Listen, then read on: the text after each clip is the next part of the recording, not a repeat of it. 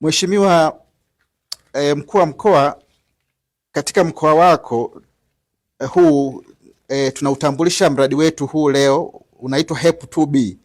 HEP ni Kiingereza, kirefu chake ni Hamlet Electrification Project, au kwa Kiswahili ni mradi wa vitongoji awamu ya pili B. Sasa katika mradi wetu huu tuna mkandarasi ambao anaitwa Nakuroi Investment Limited. Ni mkandarasi mzawa na ni mzoefu katika miradi yetu ya REA, si mgeni. Kwa kuwa kwa mfano hapa katika mkoa wako amekamilisha mradi wa vitongoji, tunaita peri-urban.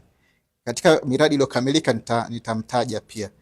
Sasa katika mradi wetu wa leo tunautambulisha kama ulivyosema awali katika utangulizi Mheshimiwa, una thamani ya bilioni 19.5. Utaenda kuhudumia vitongoji 127 na utakuwa na urefu wa laini, tunasema laini ya msongo wa 33 kV 276.44, na utakuwa na laini ndogo kilomita 196, na kutakuwa na transformers au mashine umba kwa Kiswahili ambazo ni 127. Tutaenda kuunga wateja, jumla ya wateja tutaenda kuunga ni 4086, na hizo umeta nimezisema 381.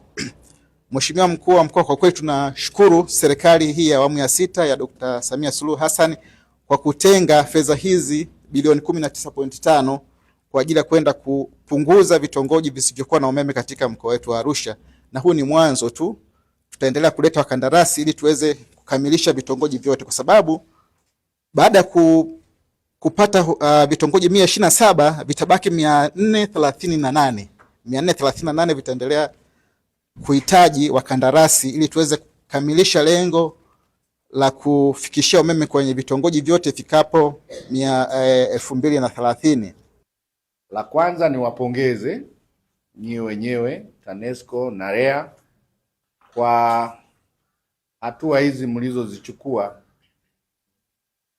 Tunao furaha na mimi kama mkuu wa mkoa kuwatangazia kwamba serikali ya awamu ya 6 katika mipango yake ni kwamba imefanya jitihada za kupeleka umeme vijijini, lakini hatua hii tunaenda kukamilisha vitongoji